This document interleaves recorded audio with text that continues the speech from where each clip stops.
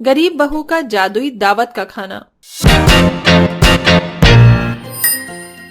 आजकल ये शांति कुछ ज्यादा ही रोटियां बनाने लगी है। 4 दिन से रोटी मुझे गाय को डालनी पड़ रही है। आज तो यहाँ आसपास कहीं गाय भी नजर नहीं आ रही है। एक काम करती हूँ, इसे यहाँ चौक पर रख देती हूँ। चौक पर गायों के खाने के लिए रोटी रखकर वो औरत वहाँ से चली जाती है। उस औरत के जाते ही वहाँ आरती नाम की एक लड़की और उसी के साथ एक छोटी मुन्नी नाम की लड़की आती है।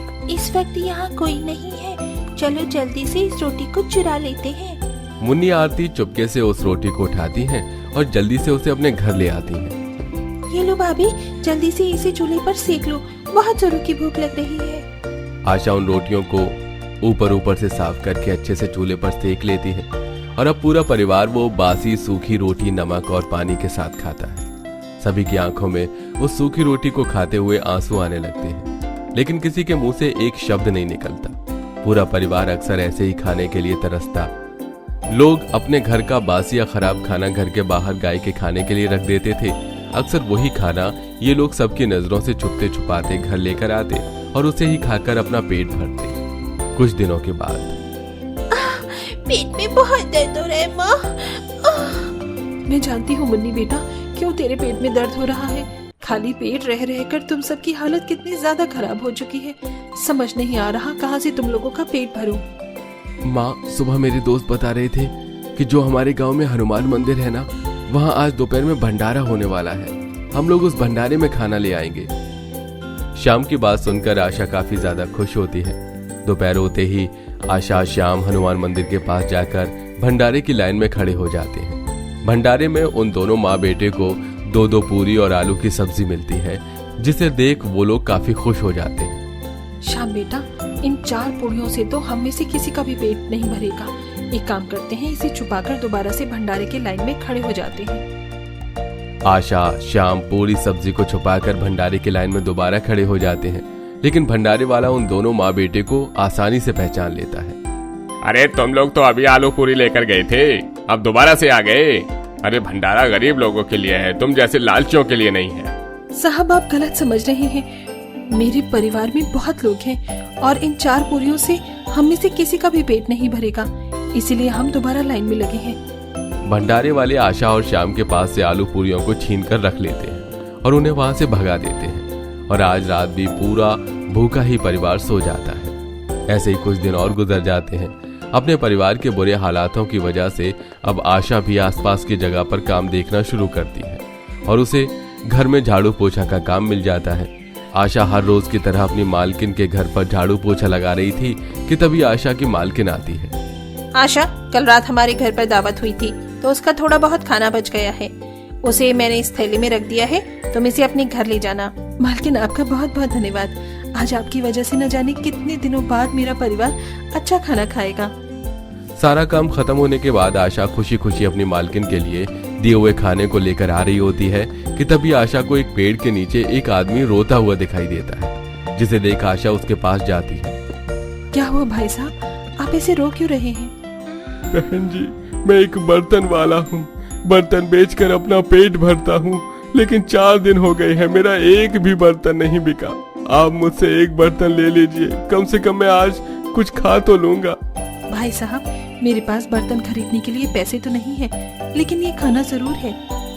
आशा उस बर्तन वाले को थोड़ा सा खाना निकाल कर दे देती है, जिससे देख वो बर्तन वाला जल्दी जल्दी से वो सारा खाना खा जाता है। मेरी भूख अभी भी शांत नहीं हुई है, क्या थोड़ा और खाना मिल सकता है?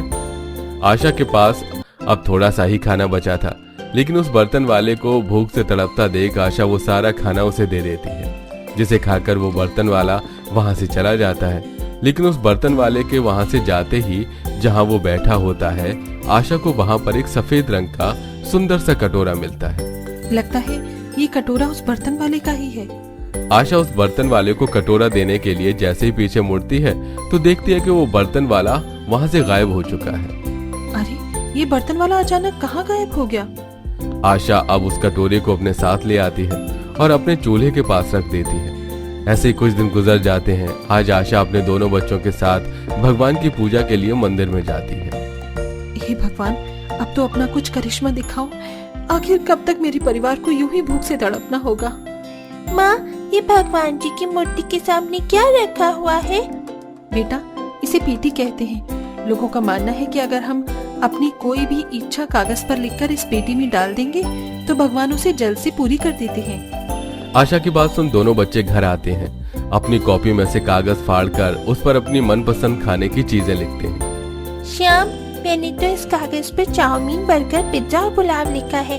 तुमने क्या लिखा है? मैंने तो अपनी मनपसंद के राजमा चावल लिखे हैं। अब जब हम मंदिर जाएंगे ना तो हम इन कागज को उस पेटी में डाल देंगे। इसके बाद तो भगवान जी हमें हमारा मनपसंद खाना देंगे। दोनों बच्चे कागज पर अपना मनपसंद खाना लिख उसे छुपा कर रखने वाले होते हैं कि तभी अपनी माँ को आता देख दोनों बच्चे उन कागज को उठाकर चूल्हे के पास रखे उस सफेद कटोरे में डाल देते हैं। और ऐसे ही शाम हो जाती है। सुषमा, आरती दोनों बच्चों के साथ आंगन में बैठी होती है कि तभी आशा अपनी मालकिन के घर का काम खत्म करके घर लौटती है। आशा बहू कुछ राशन लेकर आई है क्या? हाँ माँ जी, आज मालकिन ने 50 रुपए दिए थे तो उससे ये दाल खिचड़ी बनाने का सामान ले आई हूँ। सभी लोग जैसे ही घर के अंदर जाते हैं तो देखते हैं कि उनके चूल्हे के पास बर्गर, पिज्जा, बिरयानी, पुलाव जैसी खाने की चीजें रखी हुई हैं, जिसे देख वो काफी हैरान हो जाते हैं। ये खाने पीने का सामान हमारे घर में कैसे आया? मुझे तो लगता है इसे भगवान ने हमारे पास भेजा है ताकि हम लोग आज पेट भरकर खाना खा सकें। अरे श्याम, ये तो वही खाना है जो हमने उस कागज पर लिखा था। इसका मतलब माँ ठीक कहती थी। लगता है भगवान ने हमारी इच्छा को पूरा कर दिया। पूरा परिवार इसे भगवान का करिश्मा समझकर उस खाने को खाने लगता है। जिसके बाद इस कागज पर मैंने अपनी फेवरेट आइसक्रीम लिखी है। भगवान जी प्लीज उसे भी दे देना मुझे। मुन्नी उस कागज को फिर से उस सफेद कटोरे में छुपाकर वहाँ से चली जाती है। मुन्नी के जाते ही उस सफेद कटोरे में से एक सुनहरी रोशनी निकलती है और कागज में लिखी हुई आइसक्रीम अचानक प्रकट हो जाती है, जिससे बैठे सभी लोग देख लेते हैं। क्या आप लोगों ने वही देखा जो मैंने देखा? इस सफेद कटोरे के अंदर से ही आइसक्रीम आई है ना? इसका मतलब वो खाना भी इस कटोरे में से ही आया था। श्याम और मुन्नी सारी बात अपने घर वालों को बताते हैं, जिसे सुनकर आशा एक कागज पर दाल चावल लिखकर उस सफेद कटोरे में डाल देती है। जिसके बाद एक बार फिर उस सफेद कटोरे से एक सुनहरी रोशनी निकलती है और उन सब के सामने दाल चावल प्रकट हो जाते हैं। इसका मतलब जिस बर्तन वाले को मैंने आम आदमी समझकर खाना खिलाया था वो कोई आम आदमी नहीं बल्कि भगवान का भेजा हुआ दूध था। सभी लोग उस जादुई कटोरे को पाकर बहुत ज्यादा खुश होते हैं।